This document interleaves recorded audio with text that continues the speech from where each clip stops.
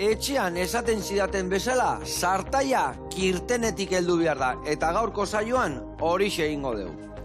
Gure gaurko gonbidatuari, Ana Galarragari, etzaio gustatzen inguru-minguru ibiltzea, gauzak diren bezala esatea gustatzen zaio. Eta gaur martxoak 8 izan da, are gehiago.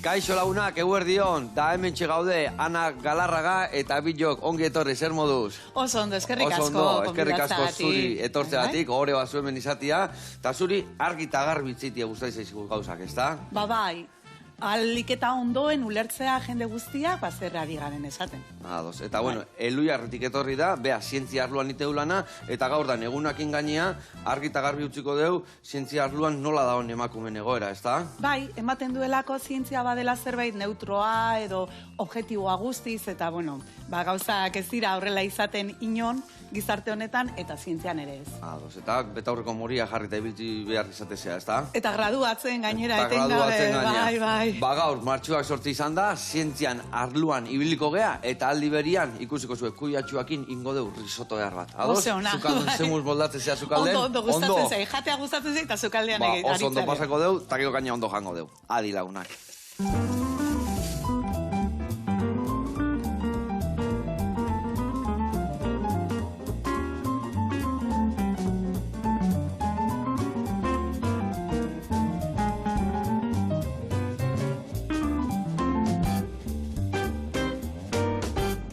Bueno, lagunak eta Ana, garatuko izuet pausuz nondik noe biliko gean errezetakin, bale? Esan deun bezala risoto bat ingo deu, kuiana, eta hau ingo deu lagungarri. Hemen dakau kuiatxua, ingo deuna da laukitxo batzuk atea, salteatuko ditugu sartaian batzui pixkatekin, irugilarrakin eta eskaiakin. Eta gero hori lagungarri jarriko jo gure arrozai. Hemendikan ere bai hartuko dugu irugilar bat, eta ingo deuna da lapiko baten, buelta eta buelta kurruskari utziko dugu geoplateran gainen jartzeko, hola, apain, eta kurruskari bat topatzeko gure plateran. Eta hemen ingo deuna da, risoto bat, arroza bat prestatuko dugu kremosua, eta arroza kremoso horiteko ingo deuna da, tipulina ondo erregozi, behin goxatuta da honian botako jau arroza bota ondoren ardo zuri pixka botako jau, eta ondoren bai botako jau. Kuian puria eta salda. Gatza eta piper pixka botako deu, goxatzen utziko deu arroza, eta arroza indadak haunian, botako jau parmesano pixkat eta gurina, eta pixka gehiok rematuko deu. Eta orduan ja, risoto listoukiko deu, botako izkiou pusketatxua, kuiana prestatu ditugunak, eta kurruskaria gainean jarri, baino lagungarri ere bai, maionesa berezi bat ingo deu. Eta maionesa berezi bateko ingo deu arrautza egozi jakin. Ingo deu arrautza egozi, hemen dakau trufan zukua eta arrautza egozi jakin, olio eta gatzakin emulsio bat ingo deu, eta gero emulsio horrei botako izkio hemen bullurran dala trufan pusketatxo batzuk barruan, pusketa batzuk topatzeko, eta perexila pikatutare bai. Eta hori pare bat pusketa jarriko izkio lagungarri bezala. Ongi? Oso ondo. Bueno, ingo deuna da, ni alde batetik kuia garbituko eta batzu jatxukundukoet, eta zu tipulina hau txikituko jazu.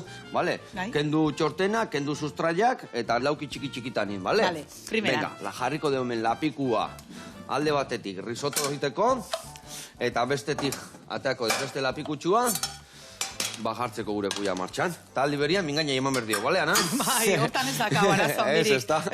Nik ere, ondo emango geha hortan. Bueno, Eluiarren iten dezu lana, zientzia arloan zehazki, ez da? Bai. Zer iten dezu hor? Bai, bueno, Eluiarren badakizue oso ezaguna dira iztegiak eta orain adimen artifizialarekin ere, hizkuntzarekin lotutako teknologia asko ari dira garatzen, adibidez, bueno, lehenengoa izan zen Xuxen.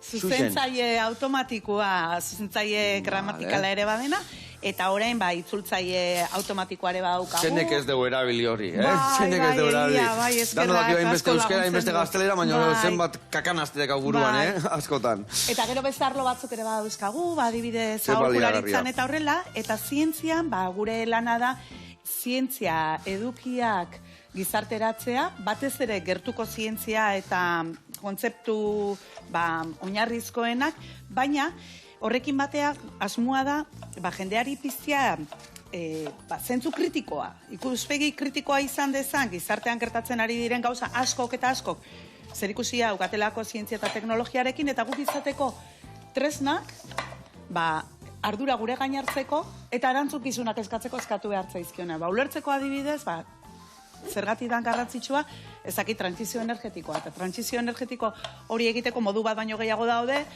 igual zein izan daiteken egokiena. Hor, irizpide batzuk eta izateko hori da gure helburua. Eta orduan, tresna horiek izaten laguntzea horretan saiatzen ja, bai. Egia esan, elu jarda entzuten deunean, emateu beti estegila eta izkien artian ibiliko zatela, baina askoz gauza gehiago itituzu bertan, ez da? Bai. Pentsa, zientziaren komunikazioan zema proiektu dauzkagun. Teknopolis hemen gainera izan zen, Teknopoliseko aurkezle eta zuzendaria, ez da? Eta Iñaki Leturia, gero dauzkagu irrati saioak, Norteko Ferrokarrila eta Ekosfera, duela gutxi hasi ginen egiten iaz, podcast bat, Uin Ultramoreak, hau da humorezko kutsuarekin eta gaina ikuspegi feministarekin, eta oso ondo pasatze deu, eta horrekin iristen ari gara igual beste publiko baten ganare gazteagoa, neska asko, eta horrekin oso posi gaude. Aldizkaria klasiko bada, urte asko damaki, eta etengabe bilakaerarekin, ze hori ezinbestekoa da, ez da? Gizartera egokitzen jumar dezu, zekezka dauzkan gizarteak eta oso adi egon behar dugu, eta gero kolaborazioak egiten ditugu, euskerazko komunikabide guztiekin.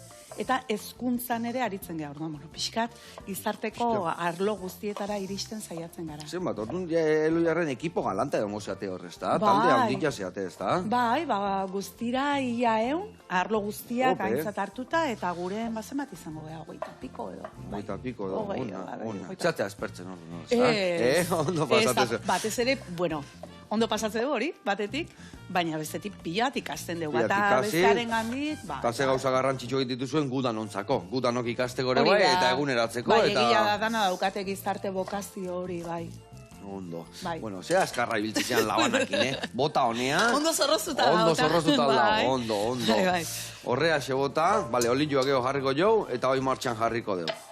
Eta, Ana, zuzea zientzia divulgatzaileare bai, ezta? Bai. Eta egiten duzu beste arlo gehiotan ebai lana, ezta?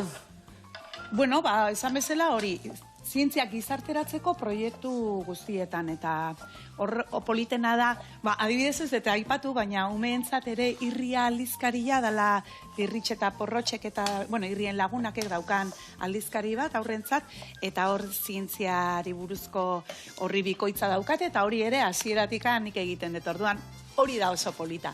Azkenean, jende mota oso desberdinantzako hasi umetatik, eta zientzia informazioa daukatenetarako, egokitu behar dezu mezua, eta esateko modua, eta bakoitzarentzat izan da adin ulergarria, eta gainera barneratu dezan. Eta adibidez lano egiteko.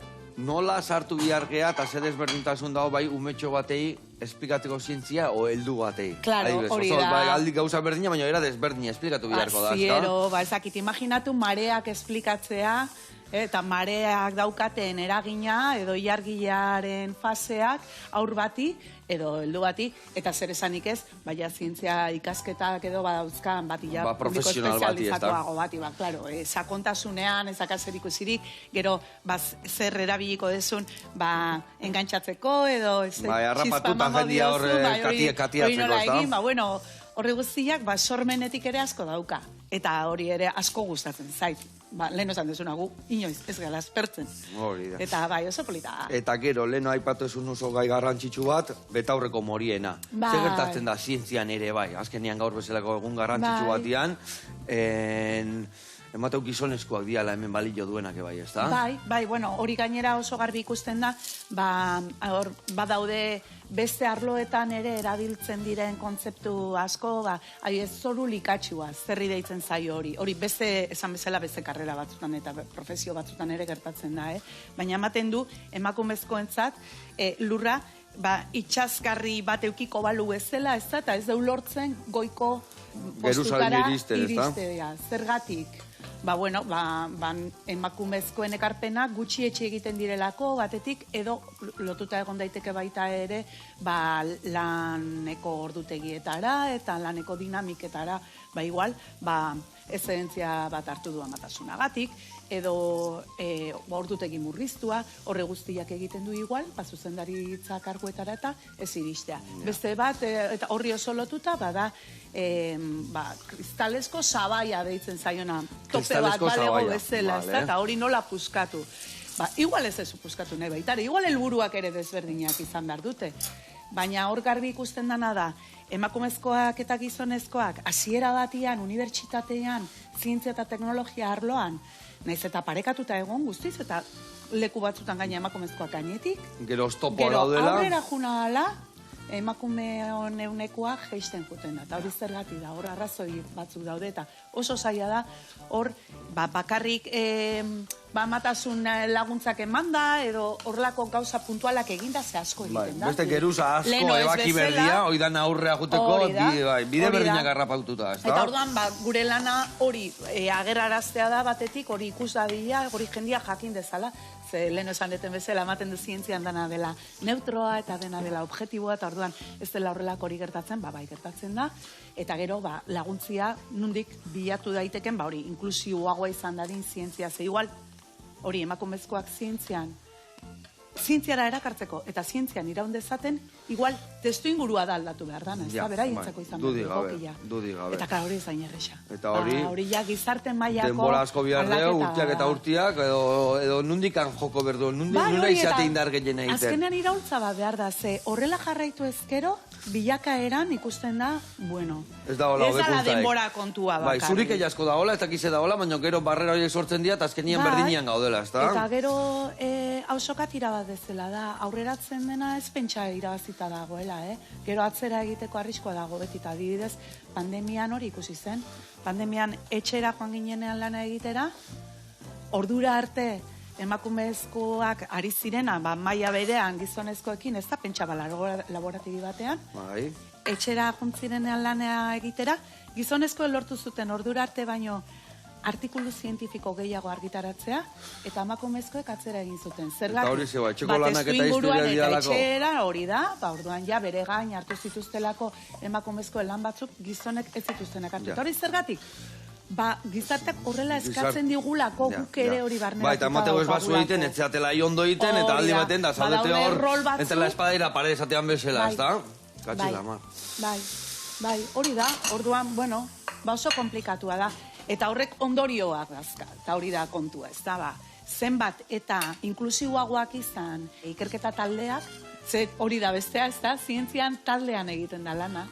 Ematen du hemen izarrak batzuk direla, eta Nobel saridunak hor daude, baina ez, talde lana da. Eta gero, hemen medallitak batzuk jartzen ditu, ez da? Hori ere beste kontu bat, ez zeini jartzen zaio, baina bestela, bueno, talde lana da. Taldeak, eta frogatuta dago ikerketek erakutsi dute, zenbat eta desberdinagoak izan, zenbat eta jende desberdin gehiago egon, ez ja bakarri genero aldetik, adinaren ikuspegitik, etniaren ikuspegitik, adibidez, baldin badaude gaitasun desberdinak, eta emaitzak dira. Aberatzagoak. Aurrera hori da, eta gainera jende gehiagori egiten diote mesede, eta hori da kontuan euki behar deuna. Azkenean gauza pila bat, adibidez, emakumezkoen osasunaren ikuspegitik, eta ez dira ikertu ere egiten, batzaielako bururatu. Eta horrek ekartzen du, bihotzekoak izateko, arrisku txikiagoa izatea, berez, emakumezkoak, eta menopausiara arte behintzat, hormonean gatik eta babestuta gaudelako, baina balima daukagu, bi aldiz arrisku handiagoa daukagu hiltzeko gizonak baino. Edo, zu badakizu... Eta hori dana zioen zientzian, eta hori dana ere bai garatzen dezu, eta lan hori dana egiten dezu, Claro. Adibidez, zu badakizu noiz egintzan, kotxiak eta babesteko istripu bat balima daukazu, gerrikoak, ez da, diseinu horiek, egiten eta probatzen dira, panpin batzuekin ikusiko zenitun, eta simulatzen dituzte hor talkak, eta ikusten da, nun hartu duen kolpea, eta nun hartu duen mina, nun ekiditeko... Horrela egokitzen dira, sistemak eta airbagak, eta lehenengo panpina, manikila, emakumezko baten itxura eta pixua eta neurria zeukana, noiz diseinatu zen, zure ustez, noiz atera zen? Ez dakit guandik egongoan. Horretako, igual egongo da, baina goendala gutxiatako zuen. 2023an. Eta orain arte beti probatu izan dira. Edo, gizonen neurria, pixua eta gizon estandar baten, zeuri da bestia, diskriminatzen dira, adibidez obesoak, edo txikila direnak, eta hori guztia. Baina, bueno, beti zan, eta gero aurrenak ere bai, legeak ala behartuta, baina emakumezkoena, hor konpon. Hor konpon, eta horrek ekartzen du, istripu larrien kasuan, eta kotxe bera eta impacto berarekin. Talka badin bado, gaitza ondillo hartzeko emakume batek. 73 arrisko handiagoa lesio. Igual enbenda kasuek errikua, igual bularretan omina, o ez dakit. Hori da, eta ez daude neurriz ere ondo, ez dira ondo egokitzen, aurdun bali mazaudez esanik ez, hori da pelikula bada. Bueno, jarraituko dugu. Horregatik da hain importantea, ez da, ikuspegi hori edanak barruan egotea. Ze ondoan aizala lan oieko laiten, gu hemen jarraituko dugu kosinatzen, eta jungo geana da, erreportai bat ikustea, eta jarraituko dugu gueltan garatzen hori dena. Ados. Jungo geana da, herrio guarda enea, eta ikusiko zu ze gauza goxua, prestatu duen bertan. Ea rajatetxia.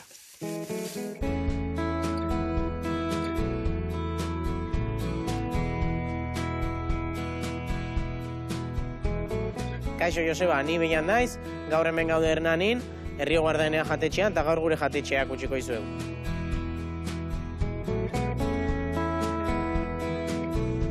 Jatetxea 30 urte zegoen da irikia, berritasun puntu bat eman dioguk. Maiak nola ez ditugun mantelak, kubiertuak eta jartzeko posakubiertu batzuk, hortako errekako harri hauek dazkau, pixkat beresitasunak ate, mai bakoitzean denak desberdinak diala, baina, pixkate bai hoi eginan bilatzen, desberdinak izatea. Eta guk duela urte bete iriki genuen, ni tan esozio hain dela 4 bat urte ezautu ginen, beste lan batian ginean bilok, eta beti egon ginen izketan zehose hartu nahi genula, eta suertatu inzitza egun, eta zeatik ez, aurrea. Lokala dan familianak, lan bat bezala zan el guarda del río esango deu, urumeak gordetzen eta horreatik datorri herrio guarda izena. Guk lan ite deu asteartetatik igandeta, afaiak emate ditugu bakarrik ostiral gauak eta larun bat gauak. Edarien kartan eta janari kartan dakaunan bezala, saiatzea dena bertako produktuak alba da izatia, eta ez bertakoak pixkat bai ingurukoak, baina produktore txikienak, o bodega ekologikoak, txikiak.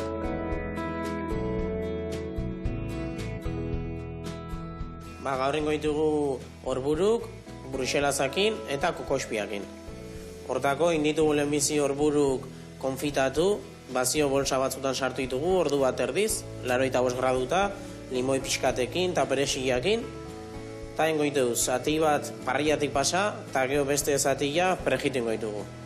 Errezeta hau dator gehien bat, betiko plateroi alkatxofak urrai azpikoakin edo grasa horrekin beti bilatzei jala plater hori. Kaso honetan urrai azpikoa zatitan edo belute batian sartu beharrian, urrai azpiko salda bat ite deu, urrai azpiko salda horri gero agar-agar pixkat botatzei jau, eta hoi solidifikatzean esango dugu modu batea, hau txite deu krema edo gel bat bezala lortzeko.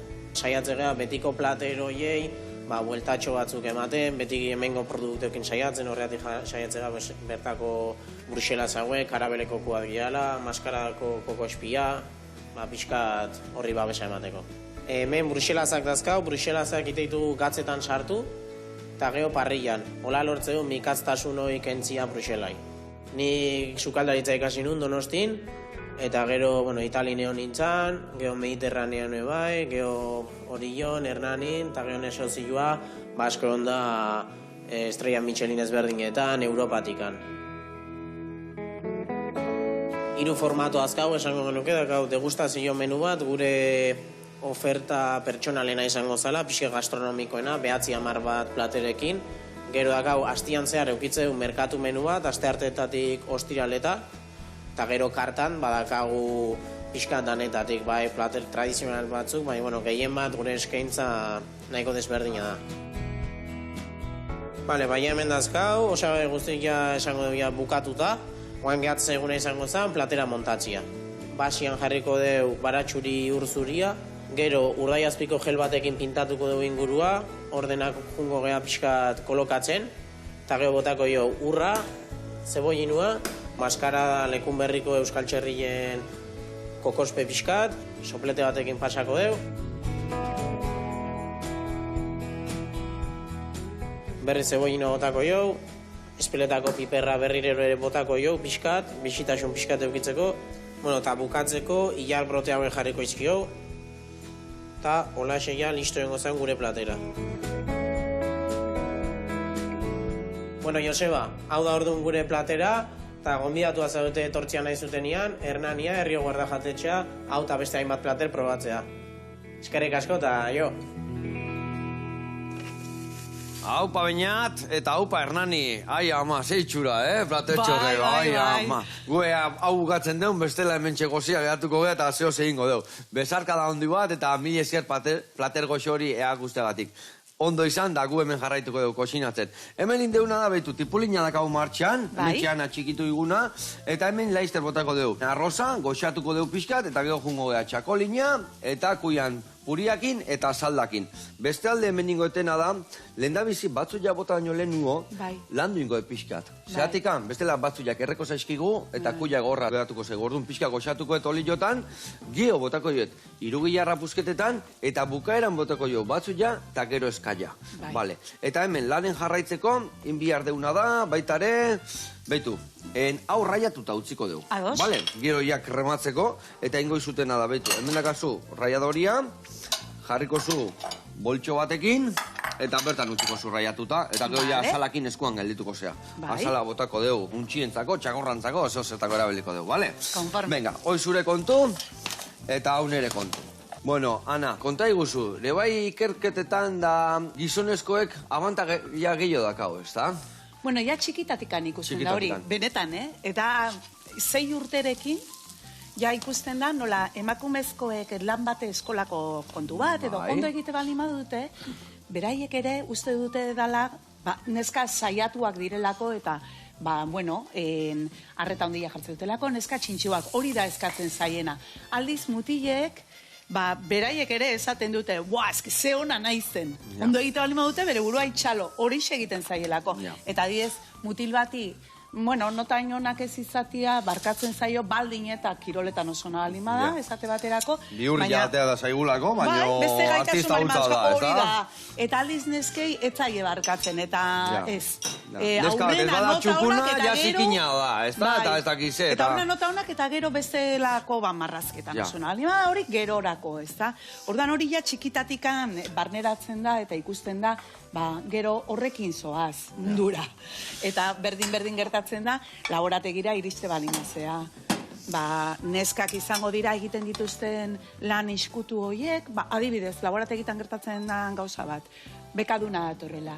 Zeinek egiten dio kasu bekadunari, zeinek erakusten dio, edo zein arduratzen da, beste gai horiek ez direna gaina kontuan hartzen, aitortzari jasotzen ez dutenak, ez da? Hoi guztiak emakumezkoek egiten dituzte, eta orduan gizonei denbora gehiago gelditzen zaie, hoiek bai ikusgarria diren eta prestigio ematen duten gauza horiek egiteko.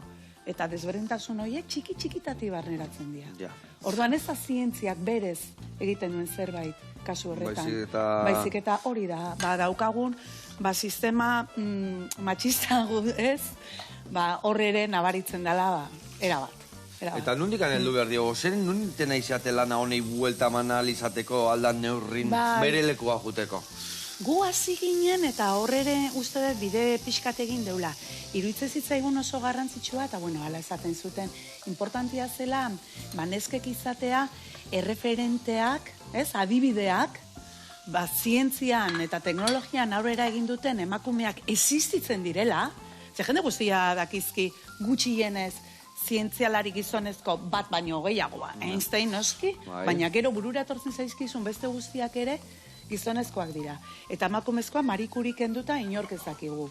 Beste inorrez dugu ezagutzen. Orduan, bai nahi genuen erakutsi, baiet, badaudela. Eta batez ere, emakume zientzialari gazteak, izan datezke adibide egokiak, gaur egungo belaunaldietarako, hasi berriak diren neskentzako. Eta horrekin, adibidez aldizkarian, ekinean izeneko atal bat sortu genuen, aspaldi, eta haietan, elkarrizketen bidez, ahotsa ematen diegu, justu, tesia egiten ari direnak, tesia bukatzen ari direnak, eta, albiste super onak izaten ditugu tarteka, adibidez bat oso polita, duela gutxikoa, Leire Catalan-Ros izeneko ingeniari bat elkarrizketatu nuen duela 2 urte. Eta zebilen tesia egiten, sistema elektroniko bat sortzen, sumendietako beroa bihurtzeko elektrizitate. Zertarako, monitorizatzeko sumendiak eta horrelako lekuak, normalen oso leku gogorrak dira, bateriak eta izorratu egiten dira, batzuetan eguzki energiak ere ez du balio, adibidez, poloetan. Energia da olurrekoa igual, ez da? Orduan, baldin badago hori nola baliatu. Bueno, sistema hori, tesia esan bezala horrekin egin zuen, eta nahi zuen probatu Deception izeneko uarte bat, dala hego poluan dagoen uarte bat. Eta volkanikoa da. Bueno, aurtengo kanpainan, jundira ara, probatu dute, eta lehenengoa da munduan funtzionatzen duena, eta lortu dute. Eta titularra jarri nion elkarrizketan, zirraragarria da lehenengoak izatia munduan lortzen zerbait, lorpen bat izaten, eta egin dute. Lehenengoak izan dira munduan. Eta hori, Nafarroko neska batek. Leire, orduan, horrelako adibidia badaude. Artista bat, kungola, ni naiz bere maixua, ez da? Esango una, mekatziz la ma. Orduan, horrelako jendea, igual, normalean, ez dute horrelako lorpen handirik izango, baina bai behintzat, haiei aitortu behar zaie hori guztiei egiten duten lana. Zientzia arluan, leheno gizonezko gehiago zeuden guain emakumezko gehiago daude, ikastetxetan, unibertsitatetan, edo nola dago panorama? Beitu. Hori arloka berezi da guztiz. Eta aurretik handaukan guztiak, bioteknologian, naiz eta teknologia izan, bio guztietan emakumezkoa dira gehiengoak. Eta hori lotzen da baitare, estereotipoarekin, zaintzarekin, bai pertsonena, ez da, osasun arloan, zalantzari gabe eta horrela, baina baita ingurumenaren arloan, zaintza ingurumenarena ere emakumezkoen arlo bihurtu dira.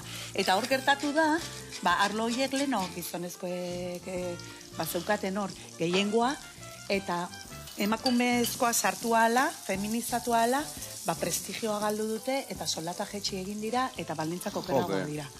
Eta aldiz, horiek gainera zientzia bigunak bezala ditzen, baina zientzia, fizika, matematika horietan, gizonezkoak proportzioan askoz gehiago dira, eta prestigioa irabaziala, adibidez matematikak, orain adimen artifizialarekin, eta horrekin danarekin, igo egin dela prestigioa, orduan gizonezkoak okupatzen dute espazio hori, eta emakumezkoen eunekoa jetxi egiten da. Informatikan ikusi zen, ulertezina da, azkenian, no? Ulertezina, oza, emakume sartu dialako, jetxin da... Azken finean, zientzia badelako gizarte egitura bat, eta gaina oso egitura tradizionala, elitista, gizon zuri hemen pegon dena, eta horrela bereizten da, bai arloka, eta baita jerarkian ere, ez da? Horizontala, diskriminazioa, arloka, eta vertikala, jerarkia horretan ere, gizonek hartzen dutelako goiko geruzak, goiko postuak. Ai, ama. Bai. Ze pazientzia da zuen, ai, ama. Zazeke mena, zein darra. Bai, hori da. Eta orduan, zeiten du, alde modu guztietan, saiatzen gea, hori biztaratzen eta salatzen. Eta uin ultramoreak horretarako, lehen aipatu dudan podcast hori, perfektua da, ze humorea jabiltzen dugu. Eta orduan humorearekin beti errazagoa da, ez? Eta jendia esan, azarret zaudetela, baina indarrakin zaudetela, ez da? Bai, eta ez dugula etxiko, azkenen, martxoan 8ko aldarrikapen nagusia da, berdintasuna, ez da, guk ere merezi dugu. Bai, merezi zu eta asko gainea. Gainera, giza eskubide unibertsalen aldarrikapenean, hor jartzen du, deneok daukagula eskubide berdina zientzia eskure izateko, eta zientziaren onura jasotzeko. Giza eskubideen aldarrikapen unibertsalean, Osa, nazio batuen erakundea, guain dela, markada batzuk egindako horretan, eta oraindik ez abete eskubide hori. Ondik ez da bete, eta zenbat landak hau nahutan txukun jartzeko, ez da?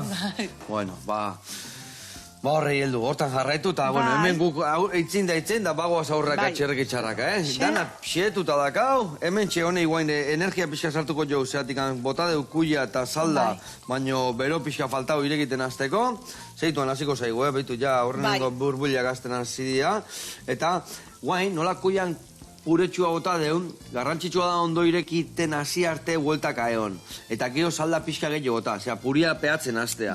Orduan puria botatzezunean, salda bota zuzenian, ondo naztu, puredana ondo naztu tegotia ja saldakin, eta irekiten hasteanian, orduan ja dakaula, 3 minutuan behin, huelta batzuk eman, eta gure risotua martxan jarri. Hemen ni behar deuna da, betu zeitxura hartu dugun gure kuiatxuak, hemen 3 gilarrak botako ditugu, huelta eta huelta utziko deu, eta ingo deuna da bitarten erreportai bat ikustea jun.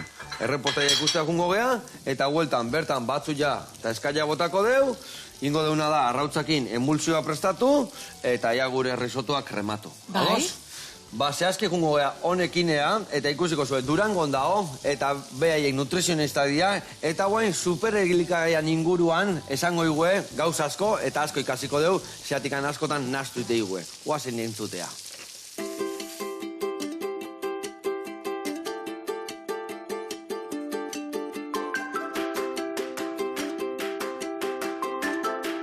Kaixo Joseba, ni Andrea naiz, honekineko dietista nutrizionistetako bat, eta gaurkoan zuekin egongo gara superelikagaiei buruz hitz egiten.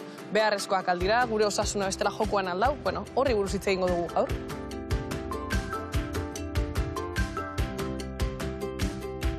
Superelikagaiak dira marketingak sortutako hitz bat, ez dakit marketingak sortutakoa, baina esan genezakena da, berez superelikagaitzat konsideratzen diala nutriente jakin baten aberatsak dian elikagaiak. Eta normalian superelikagaitzat jodu ez hemen ja aurkitzen dugunak, baizik eta kanpotik datozenak. Toke exotiko bat emute xauen horreik dia superelikagaitzat hartzen dugun horreik.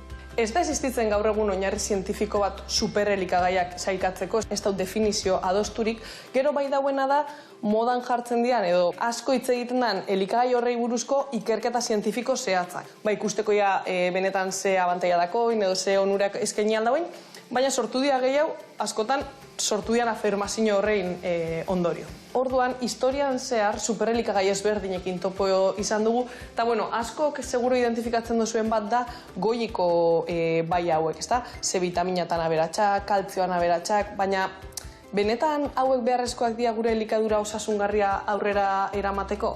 Ba ez, ze azkenean elikagai batek inoiz ez dago eukiko botere bat gure elikadura patroia aldatzeko edo gure osasuna bermatzeko. Osasuna bermatzeko atzetik egon behar da bizi estilo bat eta tartean elikadurari dagokionez patroi orokor bat. Eta justo hau da txinar jatorria dakon jaki bat, eta asko lotzezan libidoa igotzen laguntzen ebela bebai, eta beste propiedatuk antikantzerigenoak, azkenean erradikal librei aurre egiten laguntzen dauelako. Baina esan moduan, hemen bertan badaku beste fruta batzuk, matzak gertu altxakunak, bere funtzio antzerakoak bete aldozkoenak. Gero, oso ezaguna izan den superelikagai bat, izango litzake espirulina. Eta da, alga batetik eratorritako produktu bat. Eta asko lotu da, bebai, ere propiedade antioxidatzaileekin, baina kontu zibilibi gara, ze bereziki jodotan aberatza da alga guztiak bezala, eta adibidez, tiroideakin arazoa dakoen populazioek, arazo bat euki aldaue hau kopuru altuan kontsumituz gero. Gero, asko entzun izan dugun beste superelikagai bat, izan da kinoa, ez? Dala, zereal bat, ikusi dana, beste zereal batzuekin konparatuta, proteina eduki pixka bat altuagoa dakola, eta horregatik ikusi da superelikagaiaren ezaugarri hori. Baina, adibidez hemen lekaleak dia nahiko karbohidrato iturridian eta baita proteina iturridian landare jatorriko beste produktu batzuk betidanik euki dugunak, eta ez daku hola izendatu beharrik, ez da? Txiasiak dira ezagutzen dugun beste superelikagai batzuk. Eta, hasiek bezala, orokorrean omega-3an aberatza da, zuntzetan aberatza da, eta, egia esan patologia digestiboetan askotan erabiltzen dugu bere onurengatik, baina kontutan hartu behar da zenbat kopuru hartzen dugun, ez? Azkenean egia da omega-3an aberatza dela, baina adibidez izokina bai. Eta izokin razino baten, igual jagabit, 180 gramo jaten, eta txiasiak hartzen duguna da 5 gramo, ez? Orduan, ez da bakarrik zeren iturri dian, baizik eta gero kalkulatu behar duguna da, zenbat razio konsumitzen dugun ere iturri horrena. Eta beste superelikagai bat da kalamu hasiak. Orokorran hasiak bezala beste nutriente batzutan aberatzak dira, kasu honetan omega-3 eta omega-9an aberatzak dira, eta esan moduan, igual elikadura osagarri baten eta nutriente jakin baten defizita badau, hau gehitzeak lagundu aldozku nutriente horri eskuratzen, baina ezin dugu astu hau bakarrik gehitzeagatik gure omega-3 eta omega-9 behar izanak asetuta gongo dianik. Eta gero, hemen ez dakun, baina Asan familiakoa dan, kaleari buruz ere askotan hitz egin da, burdinan aberatza dan, zuntzetan aberatza dan bai, C vitaminatan, baina beste asa edo beste familiako batzuk be, ezaugarri antzerakoak dakoi, eta gero be, kontu zibili behar da, tiroida arazoa dakoin pertsonak, ze kopuru altuan kontsumituta arazoak sortu altxaue, bai? Orduan, berdina, kontuz kaleari buruz horrela hitz egiteakin, zemuten dau, horrebarik gure elikadura ez dela osasungarria izango, eta orokorrean jenteak kontsumituta ez dago arazorik sortuko, baina gogoratu populazioaren parte batentzat, kaltegarria izan aldala. Eta, bueno, guzti honekin esan nahi duguna da, superelikagaiak, hori, azkenean ez dugula astu behar, egia da nutriente jakin batzuetan, densidade altua dakoila, baina ulertu behar dugula zenbat hartzen dugun elikagai horietatik, eta gure gomendioa da, superelikagaiak sartu beharrean gure elikaduran, gehiago sartzea supererrazioak, frutata barazkienak, frutu lehorrenak, kalitatezko gantz iturrienak, kalitatezko proteina iturriak, lekaleak, arraina, haragia, arrautza gehituaz, eta horrela benetan lortuko dugula superelikagaiek ematen dozkuen onura horiek.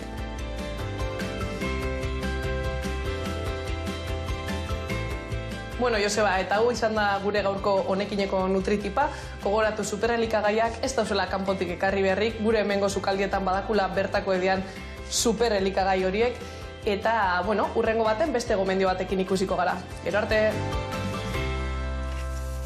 Ai, ama, Andrea, mila esker, zer reportai ona eta beharrezkoa, ez da? Dana sindisten dugu, ez da?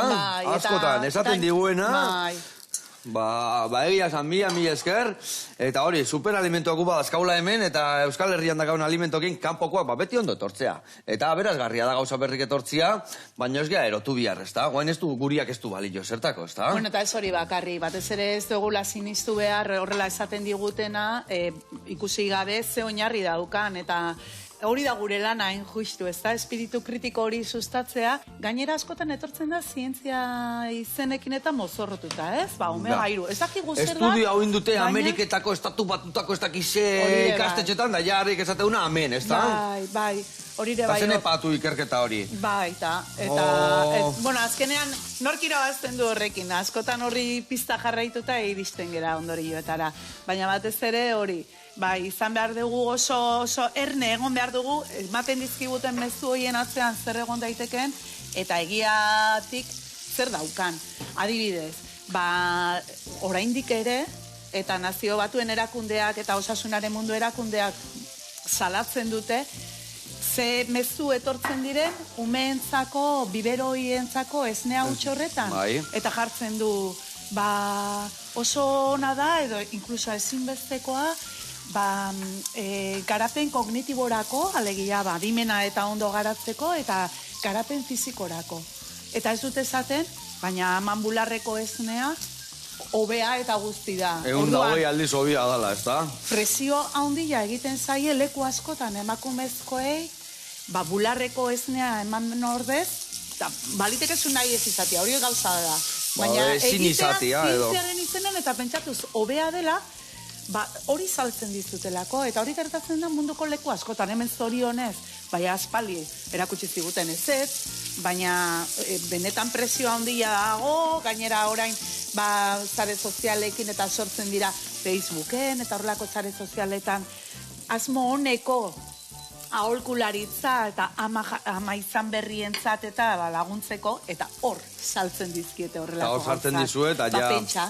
Eta zu pentsatuz nola ez, zure aurrarentzat onena egiten ari zarela, eta horren atzean dagoena da, gezurrezko mezu bat. Beti ondana, no? Kolaka, hone forte mantenduko izuta, ez dakizeta. Eta mezu hoi edana. Ez dakizema gaieta eta horrek. Jogurra. Lehoia bilakatuko zeaz, gaieta hauek, konfesa hauek saltzen da. Bai. Eta gutana sinistu, eta dana jan, eta dana barroa. Bai, eta hori guztia zientziaren izenean egiten dute gainera, ordan. Bueno, niri azteko amorru ematen dit. Horrek izan malaletxe jarri berri zu, ez da? Eta egia zan, gaina, zateu ez zuen zientziakoen nazartze dugu eta mateu zientziakoak dana dakiela. Bueno, dana dakizu egia zan, baina gero segun zenek eta nola eta zenek aztertu duen, ez da? Bai, bueno, hori batetik... Hori nik sukaldaritz aldetikan, dakat barruan, ez malaletxia, baina bai egonezin bat, batzuk guain, esnekiak ezin diala. Guain batzuk esatu da, ez da barazkik ez diala onak. Barazkik animalintzako diala. Beste batzuk esatu eta danak dia dietista onak. Zen egin behar dio kasonik? Nundik harrapatu honei? Kontua da, batetik ez da egia zientzia dana dakiela, baina, saiatzen da jakiten, hori da bere lana. Eta gertatzen da, zientzia martxan doa.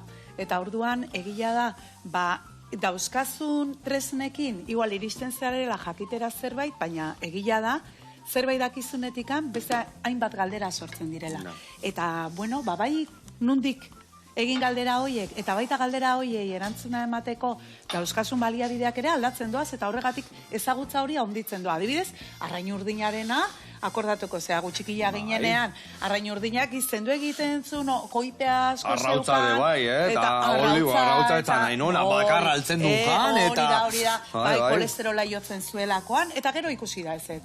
Orduan, zientziak hori dauka, ez da Biblia bat, aldatzen doa. Aldatzen dihua.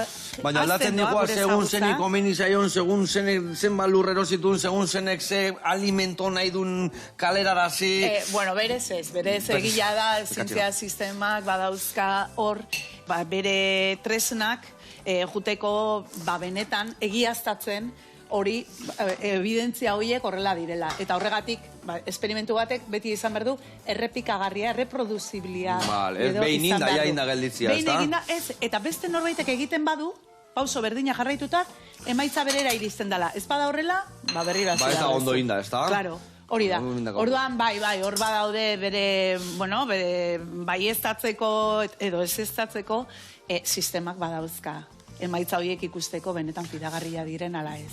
Gero beste gauza bada, kaleratzea albotik, ez da, eta hizkuntza hori erabilita, ematen dula horrela egia dela, zientziaren izenean delako, gotia merkatu oso bat, eta propaganda, eta hori dana. Baina berez, eta ikerketa zientifikoek badaukate berme hori. Olino gehiago gutako jau guaino, gero. Kaletar zume bat bezala, dana sinistu itetu askotan. Hori sartu barroan, jo? Behi neuke, oso ondo da hori. Olino botatzen, eo. Ni ustez ja hori lorituko zaizula, Bai, haure botako jau gazta honea, dena, eta ia dana indakau. Kurruskaria hemen. Hemen txein ditugun kuia, bere irugilar batzui eta eskaiakin. Hau, krematzea falta zaigu, ja itxura bat hartu du honek, ezin hobia. Zeu zaina dakan, kalabazana, A ber, ingora eta bera, hori listo dakau. Ingozuna da, hau txikitu eta barroa bota. Vale. Nik usten dut, behitu, hau xe hartuko zu, bale? Batekin nahiko. Txiki-txikin, kenduko zuta momendikan igual. Gero. Bai, gio ja naztuko deu, eta nahi deuna da pusketatxo batzu topatu. Bale, orduan ez du batituko. Gero ja ez deu birrinduko ez. Bale, ados. Bale, hau horrelaxe, eta horrelaxe. Bueno, eta ibili geha hemen itzein da, bueno, zer kostatzen zaizu, sukaldian, zer tokatzen zaizutia, zer gustatzen zaizuiti etxian, zer da gehien prestatzen dezuna? Guk gehiena prestatzen ditugu berdurak, aitak baserritikan ekartzen dizkigulako beak baratzan egindakoak, eta orduan berdura asko jaten dut. Barazki asko, ona. Gero gozo saliare bai, orduan, bizkotxoak eta olakoak asko. Salia zean bizkotxoak eta egiten. Bai, batez ere neguan ez da, bai. Bai, labia piztu, etxian, bai, asko gustatzen zait. Eta arraiare bai oso gustokoa. Eta bueno, gila zat jatia. Danetik pixkat, ez da? Danetik. Bai. Esaten bezala, azkenian jan behar da, danetik pixkat, eta asko eserre. Hori da, eta gero mugitu. Eta mugitu, garrantzitsuena. Bai. Eskeletua martxan euki, ez da? Bai, hori zientziak ederki erakutsi digu, eta kontua da hori betikoa, ez da? Danok ez dauzkagula aukera berberak, tarte hartzeko, denbora hartzeko ere, kirola egiteko, edo leku egokilak ez dauzkagu inguruan, eta horre ere danok ez gabiltza berdin, Ez gaude berdintasunian, ez da? Ez, horre ere ez. Horre ere ez. Ai, ama. Bueno, eta horre bai, gaur emakumia izez, mezu botako jozu gaur hain eguna hundila lazu emakumiena, eta hain beharrezkoa. Olakotan gertatzen da, beti mezua igual gizonezkoa egota behar diozu. Hori esaten iguan, eta berdina gertatzen da zientzian, ez? Beti egiten dia kanpainak emakumeak erakartzeko zientziara, eta ez zientzia sistema egokiagoa izan dadin emakume horiek eroso eta ondo egon daitezen. Eta berdina gertatzen da, gizarteko bestarrotan ere. Orduan bai, mezua igual gizonezkoentzako, eta bereziki gizonezkoentzako ere bada. Una, baina, bueno, zein da bota behar da mesua, bota zerbait. Itzein dugu asko, baina, adibidez, 5 hitzetan zezango zenion. 3, gora borroka feminista. Venga, hoi da. Ona. Hoixe, jazta, horrek dana laburtzen du. Eskerrik asko, etortzeatik. Hore bat izan da zuen izatea. Zuei eskerrak. Eta zukin beti ikasten, gaina. Beti ikasten. Nik hemen asko ikasten dut, Kusi zuzue risotto eharra indeun, Kusi zuzue, horregatik. Pizkateko botako jot. Bai. Zeratik, anor tanto bat gelditu zait, eta haber, tanto horreaino iristen nahi zen, eta hori tapatukoet. Venga. Txukun. Vale, horrela, xe. Gero, prestatu ditugun hemen 3 ihar eta kuiatxuak hola botako izkio. Vale. Horrela, xe. Gio, falta zaiguna da, kurruskaria jarri. Tente. Horrela, eta, guain, honen tanto pare bat botako izkio. Hemen puntutxo bat botako jo. Vale. Eta hemen beste bat. Eta beste bat horrero izaiten. Ai, ama. Batek esatetu, usten diazu hau iten. Argina nokiteun bezala, hola, platera garbitu, hola. Txiak. Eta txiak. Eta hoi, pixka hemen dakatena. Hau, botako jo horrela. Eta gaurko platera, Ana Galarrakak eta bilok, indeu. 1000 esker horreoteatik, eta zuri 1000 esker etortze batikan. Eskerrik asko zuri. Eskerrik asko, eta herrian ikusiko gea, pasia. Agur, laguna. Agur.